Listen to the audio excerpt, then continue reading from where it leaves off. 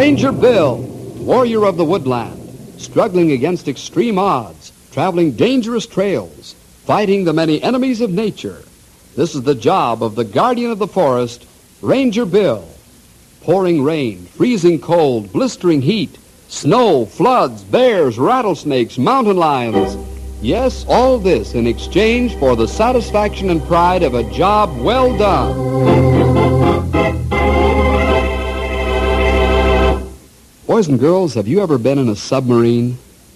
Or have you ever gotten inside a diver suit and gone down into the depths of the sea? I suppose not.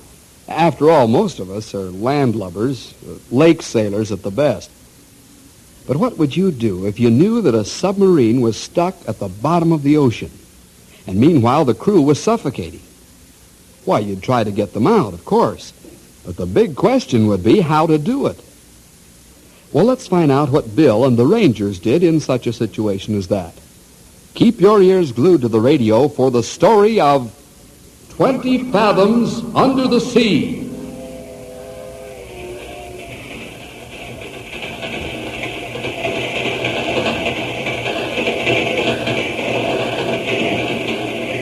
Man, this blue oil really burns up the rails. I wonder how fast we're going, Bill. I don't know, Henry.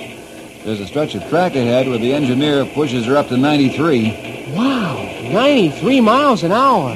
That's plenty fast in any man's book. Yep. Just a little faster than I can run at high speed. Oh, yeah. Hey, say, Bill, do we have to eat the fish we catch on this trip? Well, that all depends on what kind of fish we catch, pal. Some ocean fish aren't edible, of course. Probably eat some of them. Oh, I don't like fish that much. Not ocean fish, anyhow. Brook trout, yeah. But not even too much of them. You don't know what's good for you, Henry. Fish good brain food. Make you plenty smart. Oh, I don't believe that, Grey Wolf. Besides, even if it is true, there must be other kinds of brain food. Yeah, there sure is, Sonny. Huh? What other kind, Stumpy? Noodle soup. Oh, Stumpy. You walked right into that one, pal, with both eyes open. Yeah, mouth too. I just wanted to show you young fellers that I'm still perkin'. Bill, you seem to know Ben Benson pretty well. How come? Well, Ben's an old salvage man, Grey Wolf. He's brought up some historic wrecks on the bottom of the sea in his time, including several maroon submarines. I got to know him when I was in the Navy. Oh, is he retired now, Bill?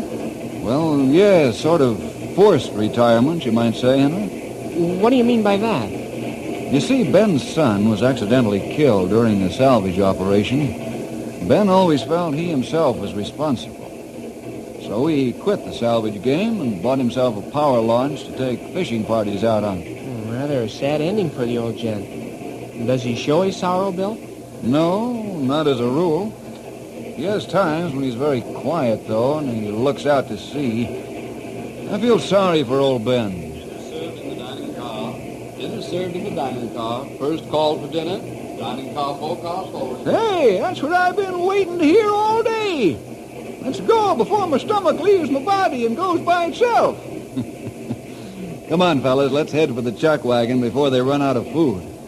Then we can get ready to get off the train. It stops on this side of the bay at Harbor City, then it crosses over to the main station.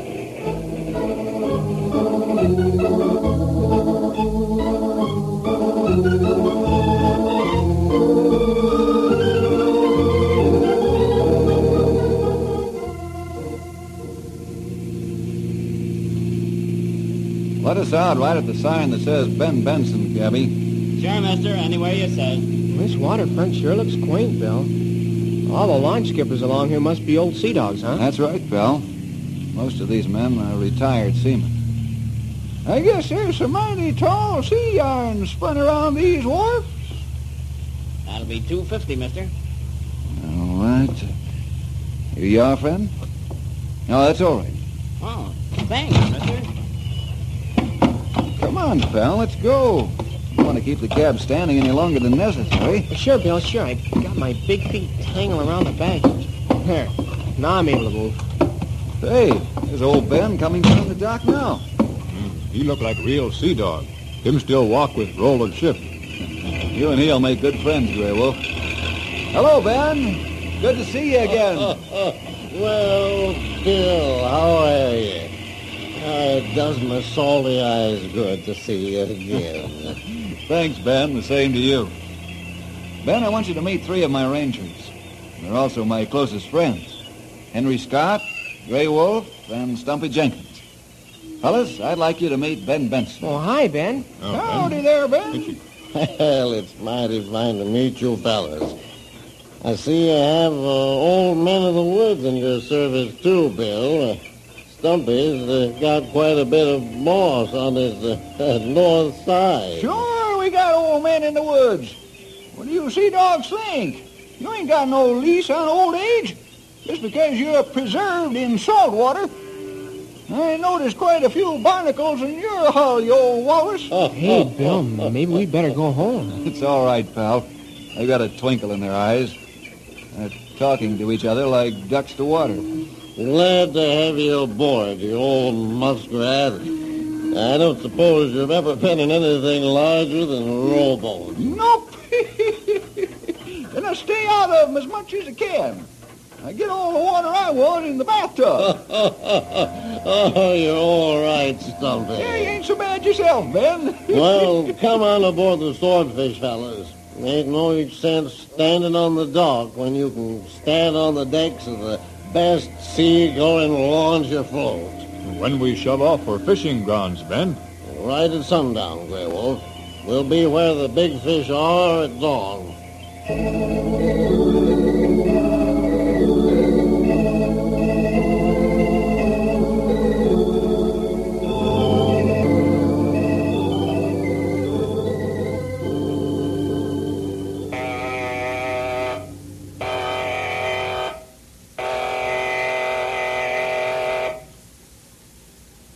Mr. Jones, I gave the order to surface this craft. What are we waiting for? Well, the engine room isn't responding, Captain Nagel.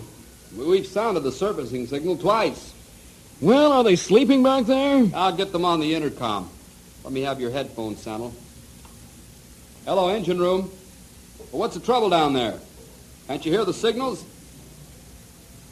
Well, what do they say, Mr. Jones? What? Are you sure? No, stand by while I tell the captain. Skipper, the ballast tank pumps have broken down and refused to work. Avast servicing and stand by. I'm going aft. Keep those headphones on for my orders, Jones. Aye, aye, sir.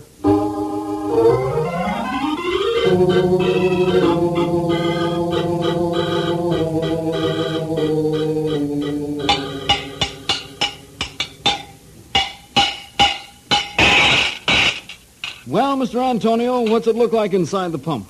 It looks bad, sir. The main rod's broken clean in two, and it tore the cylinder to shreds. Can you fix it?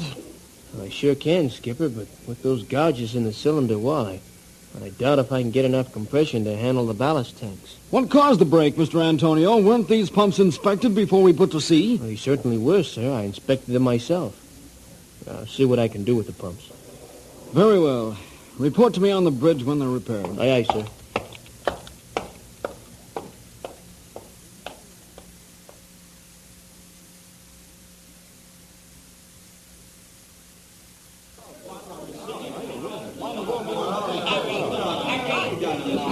Now hear this. Attention all hands. Now hear this. The captain's going to speak to the crew. All right, men. Put your fears in your sea bags and listen to me. Most of you are green submariners, but I've gone through this before, and so have your trainers, Jones, McLaughlin, Antonio, Savage, Boyd, Prince, and the torpedomen. They've gone through this same experience, and they're still alive. Let's not get panicky. Remember an old axiom. He who loses his head may lose his life. Stand by for further announcement from the bosun. Now hear this, men. The captain will inspect the ship at 1400.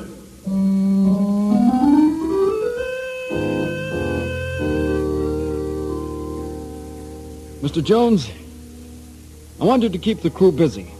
Keep them working so hard they won't have time to get panicky. That's a direct order. After you inspect the ship, what should I have them do, sir? Clean it again? That's right, Mr. Jones. Even if they have to do it with toothbrushes. Your job is to keep the men busy.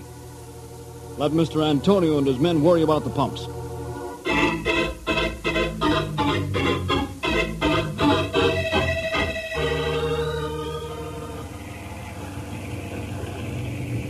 Mind if I join you, Ben? Huh?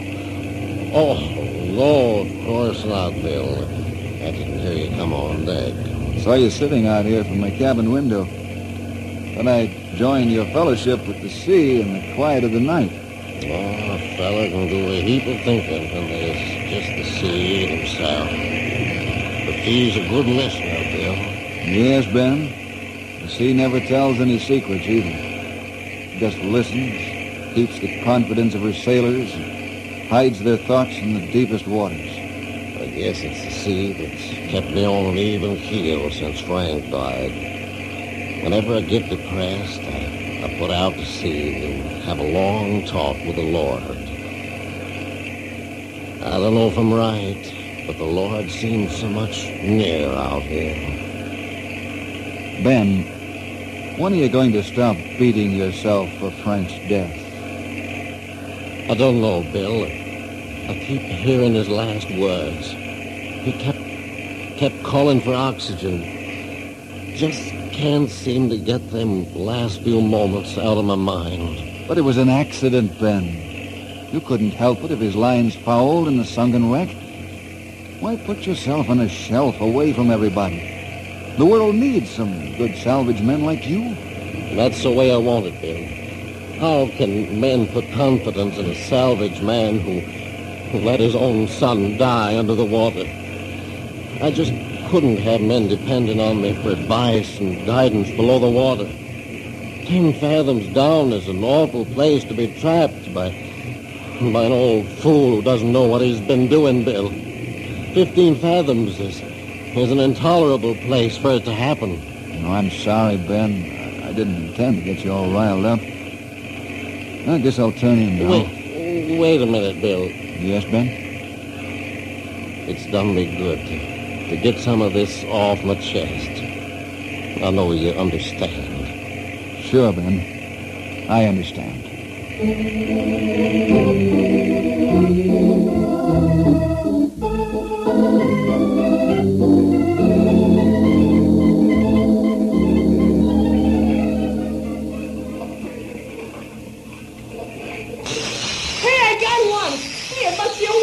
Grab him, Grey Wolf, before he falls overboard. We got him. No sense for us to fish for fish, and Henry, too. Drop your reel now, Sonny, before you run out of line. Take a couple of turns on your reel every time he gives you slack, Henry. Hey, there's a fish. He just jumped out of the water. Boy, what a whale. Kind of small for a whale, Sonny. Maybe his mother didn't feed him when he was young. You fellas help Henry get his fish aboard. Old Ben's upset about something. Want to find out what it is. You go ahead, Bill. Henry got fish pretty well in hand now.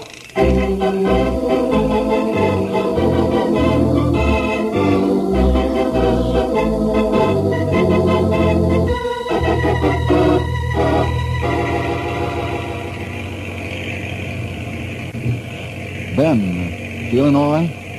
Sure. Why? Do I look sickly? No, but you're acting strangely.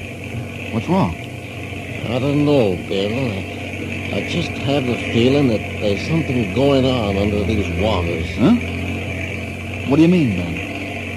I can't explain it, Bill. I just got a feeling that there's trouble under this part of the sea.